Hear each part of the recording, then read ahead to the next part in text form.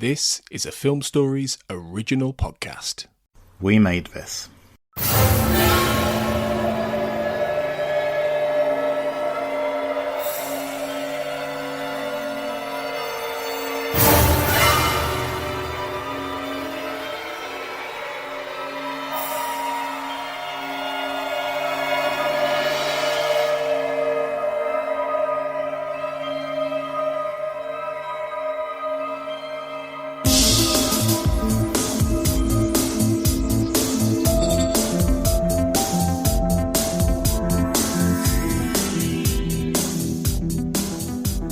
To the X-Cast, the truth is in here. This is our special Fight the Future Minute podcast. I'm Tony Black, and you're listening to our coverage of minute 21 of the X-Files Fight the Future. This minute begins at 20 minutes exactly as Scully finishes asking Mulder what he's doing after he stops outside the Texas Federal Building, and it ends at 20 minutes 59 seconds with a dazed Mulder and Scully climbing out of their crashed cop car after the bomb has exploded. And to discuss this quite action-packed minute with me, once again, along for the ride, is X-Cast patron and recurring guest, Kurt North. Boom. Hi, Kurt. Boom. Boom. Here we go. All going off. Yeah, big time. So yeah, this is it. This is where it's happening. This is what we've been building to for the last good chunk of minutes now. You start off, obviously, though, with the flip side. We talked about it at the end of the last minute, the flip side of the minute with Mulder turning back to the building because he knows something's not right. His spider senses are tingling here. And then Scully's like, what are you doing? Come on, we're going to go. And he's like, something's not right here. Something's not right.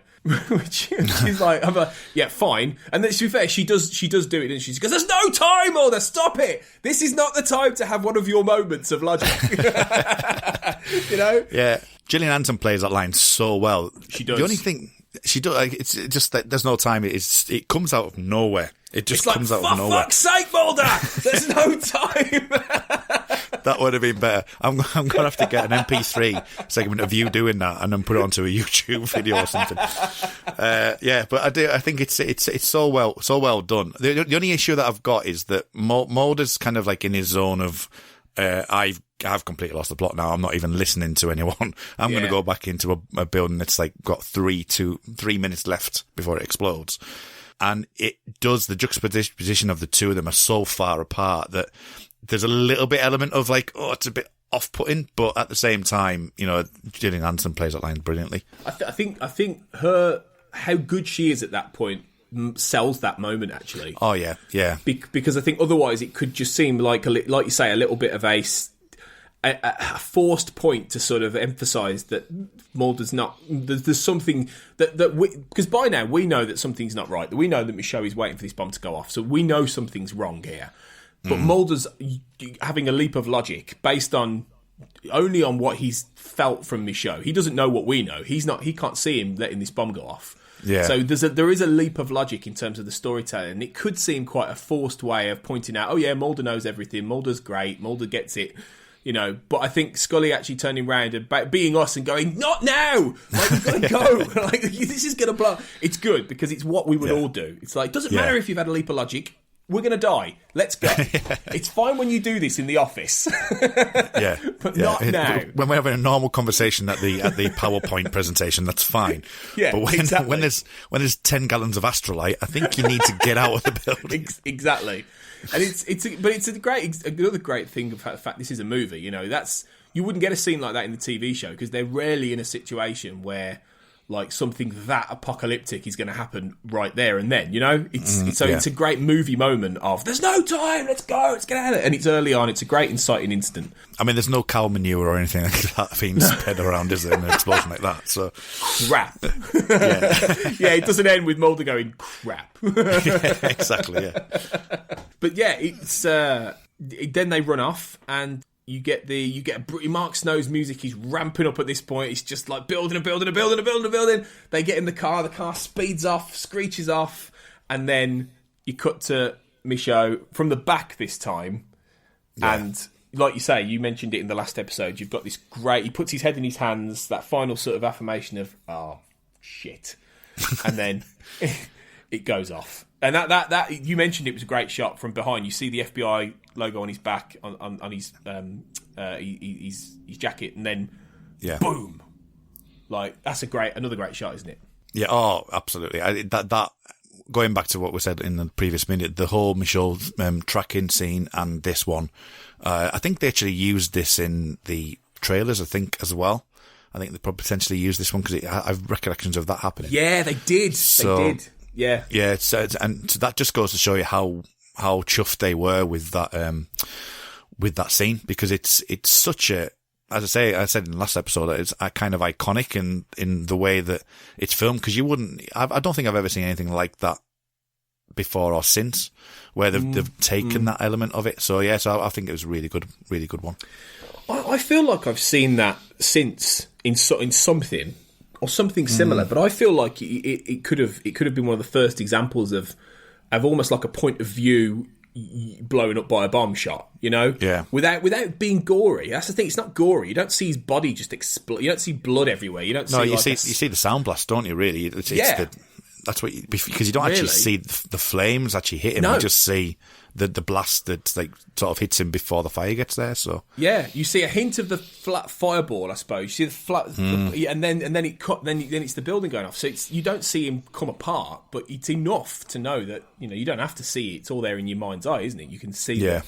You can visualise what the horrible end to his life what that is. Yeah, and that always works better than seeing things. I always think that. Yeah. I always go back to an episode called Spooks MI5 in America, where the Lisa Faulkner's character gets her head put into a chip fan fryer. That's a horrible scene. That is. Yeah, and it's all the sound. You don't see it. But people complain, thinking that you saw it and you didn't. It was all about the special effect, the sound effects and things. So they did complain. I remember when that first aired. I remember watching that, and I'd not paid much attention to Spooks, and everyone was saying, "You've got to watch that one, right?" And this was way before the days of social media and it being everywhere on a GIF or whatever. This was just word of mouth going when that's, and we didn't have iPlayer either, so it was word of mouth going when that's repeated, or whatever. Watch that, or if it's And yeah, that's true. It is. People can interpret, can't they, the wrong way? Yeah, and the thing with that episode as well was, it goes back to why Michaud should have been in before, is that Lisa Faulkner, I think it's Lisa Faulkner. It is, yeah, Lisa Faulkner, yeah. She was well known, so they treated her as if she was a main character, and she was like, I don't know if it was the second or third episode, maybe even the first one, but they killed her off and this was before likes of Walking Dead and 24 and all these TV shows which regularly kill main characters off. That it was shocking. So it was a shocker. Yeah, that was. Yeah. So going back to Michaud is that not seeing it, as you say in your mind's eye, it does have that effect of, God, he's had a heat ball, fire blast to his face. So yeah, horrible. What do you make of him putting his head in his hands though? Because that to me, that's like he's facing down the bomb as it's ticking down, but then for those final 10 seconds or whatever, he puts his head in his hands and he doesn't look it in the eye. Is that? Do you think that's a kind of just, for me, that's a sadness and this wasn't supposed to happen. This isn't out, And it's that quiet sort of dismay that, how did this happen? Yeah, he's now, it comes across as now he's resigned to the fact that it's really happening. In the thing, it's like, oh, this has got to happen. Yeah. But once he puts his head in his hand, it's like, oh, this is happening now. Yeah, I'm done. I'm going to die. Yeah. There's no turning back now. So yeah. So and again, going back to what you're saying, it's an iconic moment in the film. It is. It's a great moment, and it's and there is some element of the fact that you get Terry O'Quinn's he's not like a major movie star, but he's a recognisable face, and it would be one of those people that you wouldn't expect to die this early on in a film. I think. You see Terry O'Quinn in it, you'd be like, oh, okay, well, he's going to be like a fairly important, supporting character. But then he's blown up. So it is a bit of it's almost a bit of stunt casting in a way, in some senses, Well, you think that Millennium, I'm always going to talk about Millennium, aren't I? But Millennium this will be second or third season. 95, 96, 97, 98. End of the second, I think. Or something End of the second. Yeah. So anyone who's followed 1013 will know that he's, especially second season, that he's a main character in that show effectively.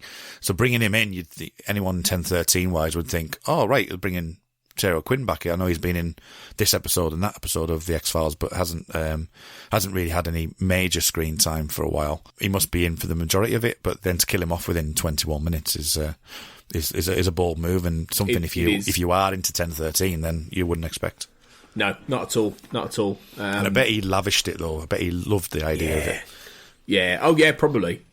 You know, because it is a really memorable death. It's one of the most memorable deaths in the X-Files ever. So it's a great way to, even if it's a small role, it's a great way to go out. It's a great little appearance in a really memorable, important role, because that what he does essentially, or doesn't do, if you like, is a key cornerstone to the whole thing. So. Yeah, it's a great way to go out, really. So that's just a brilliant shot. And obviously, you know, the bomb goes off, and this is, you know, they talk about, don't they? They talk a lot about in the making of about the decisions behind this. I mean, let's be honest. This whole sequence, you wouldn't have it happen anymore. It wouldn't happen this day and age, because they talked about how the inspiration for this was the Oklahoma City bombing, which happened in, I think it was 1995, and it was a massive domestic terrorism attack on a government building by a terrorist called Timothy McVeigh, who's since I think he was executed in the end. But yeah, he was. Yeah, there was two. I can't remember the second guy's name. Yeah, but Timothy McVeigh got done and sentenced to death, and the other guy got 160 odd life sentences. I think 168 people died in it, and he eventually tried for 161 death sentences.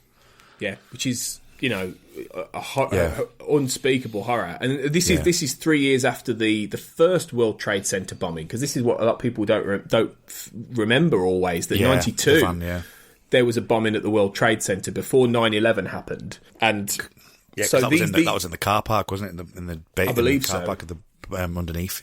Yeah. So there are these precedents for this kind of idea of a domestic terrorism attack, you know, and this was something that they were worried. This was before the rise of so-called Islamic fundamentalism after 9/11, and this is something that was an anxiety that was in the X-Files in the 90s, you know, and you see that in season 5 as well, with the whole idea of the new Spartans in the Pine Bluff variant, and Mulder being recruited by a domestic organisation who are anti-government and believe that the government are not working in their best interest and this kind of thing. So this is essentially a play on Oklahoma, but they were worried about the sensitivity of it, and they've since said in commentaries in the wake of 9/11 that now when you watch it back, you can't help but think of that either. You can't, you know, you would have thought of Oklahoma in 98, but now you think of 9/11, perhaps even more so, you know. Yeah, I mean, so you mentioned about the comments that they've made, that the computer models themselves were designed with Oklahoma in mind, that they actually looked at some of the computer models and how that building collapsed and how the explosion happened, because that happened with a van in front of the building. This is happening with a bomb inside a vending machine on the bottom floor, but effectively it's the same way that the explosion would happen. And if you look at the shot of Oklahoma compared to this one, there's very little difference, and it's done particularly. I know we'll get into the making and the actual elements and how they did it, but it's very similar in the way that they've designed it, and you know, they're using the Oklahoma thing, and also that Rob Bowman I think he said he had some family or friends that lived in Oklahoma, and he was very reluctant to actually do this scene. But I think the way he got himself around that, because I think in the past Rob Bowman said he's had a few issues with various different things in the X-Files, hasn't he? I think the walk was one where Rob Bowman, he had some friends and he was concerned about it, but the way that they came around to it was that there wasn't, I know there was 4 deaths, but they were already dead, that no one was actually taken out by this particular bomb, that it was an empty building. It wasn't a terrorist attack in that way. It was more to do with the actual hiding of the evidence, and that's how Rob managed to get his head round doing it, and was able to do the filming of it. That's really interesting, isn't it? That he's going off that personal sort of connection, and I think that's why it's so well put together. I mean, I think this is a really well constructed sequence, you know, in the whole thing. It doesn't, like, the danger would be in you know, certain more lascivious filmmakers when it comes to explosions and action, people like Michael Bay, say, you would have had a lot more of a, you know, sort of a lingering sort of look at this, but they don't do that. There are plenty of quick shots. You know, you do get some level of money shots. You know, you get the billowing smoke coming into the camera at one point, and you get the distant shot of the smoke rising, and then the building sort of collapsing of itself. Yeah. But it's not lascivious for the sake of it. It's purely it's not long. It doesn't go on for very long. I mean, this all takes place in 59 seconds. You know, so it's not a massive thing, but you really get the impact of something quick, massive, and a shell shock more than anything else. You know, that's what you get from this, really. It goes back to what I said last episode, where we're talking about the bomb and the actual bomb itself, the making of it, that they wanted to be grounded. And this is the same thing. It's the explosion is grounded. It's something that people can relate to, that can have seen before, only 3 years earlier. It's not, as you say, it's not a spectacular explosion where the whole building falls down and collapses. It's the bottom. It's bottom two levels. It explodes. And, you know, you get the building falling down, but most of it stays up, and it's more of a grounded reality rather than being exploitative. Yeah, and that's important, I think, because if you're going to be sensitive to the real life incidents that they were, like you say, playing off and very, very specifically going off, you've got to have that level of, even if it is fiction, you've got to have that level of sensitivity that this is based on real life stuff, essentially, you know, and it is affecting anyone who had witnessed Oklahoma or been affected by Oklahoma would watch this and felt like, oh my God, that's quite, you know, close to home, I guess. So it's well put together. Although, and obviously, to do something like this, you can't literally go and blow up a building.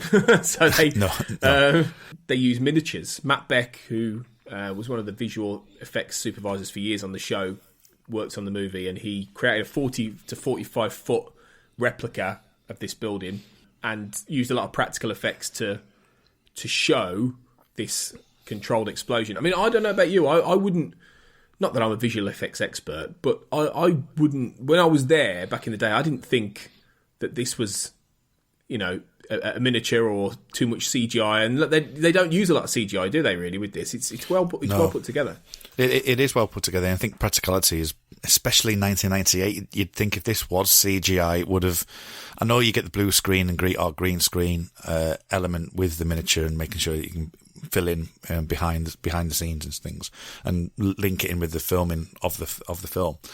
But it is, I mean, so the practicalities of shooting it on a 40 to 45 foot miniature, but also what they did was when they did the explosion was recorded by about 14 cameras, and 7 or 8 of them were on Mulder and Scully's car, which we'll get into in a bit. But the building itself had an extra front put onto it when they were actually constructing the explosion. So they had a 2 level like faceplate really in front of it, and then they spent about $50,000 on making sure that the original structure was kept intact, and they used firewalls and various different methods to make sure that the explosion moved a particular way, so they can dissipate it in a particular way. So, you know, making use of that, making an actual 2 level front of a building was quite unique as well, which I think was quite good, the way they've done that. And the only element that they had from the original building that got destroyed was one window and a couple of scorch marks. So they only replaced one window, which I think when you see the actual explosion, even in the making of, it's a big fireball. It's not. Yeah, it is. It's not a small thing by any means, but the mixture of, you know, practical effects on both the shoot itself and the miniature, I think they've done a really, really good job, and it still holds up to this day. Really, you look at it, you wouldn't be able to tell that miniature. I think like the paper fawn and things like that, you wouldn't be able to tell that was a miniature.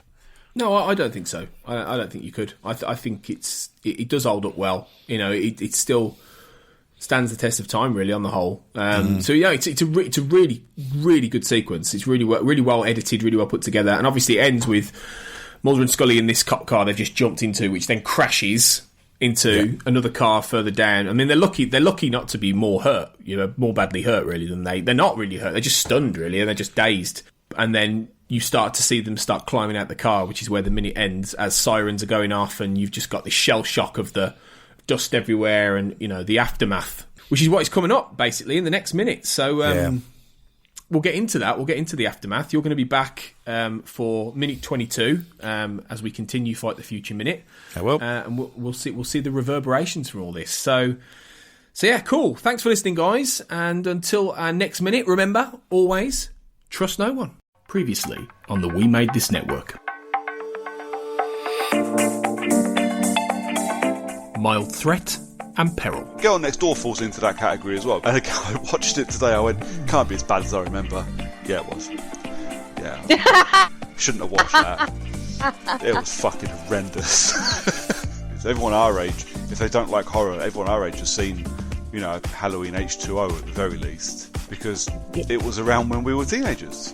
I think, to be honest, Halloween H2O was the first one I saw. I think it probably was for me as well, actually. Yeah, and I think it was because I fancied Josh Hartnett as well, because I'd seen him in The Faculty. That's not why I watched it.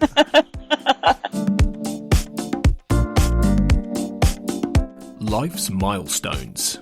Have you decided, or do you have a strong prediction on what would be the song that you have for your first dance? Oh, that's so good.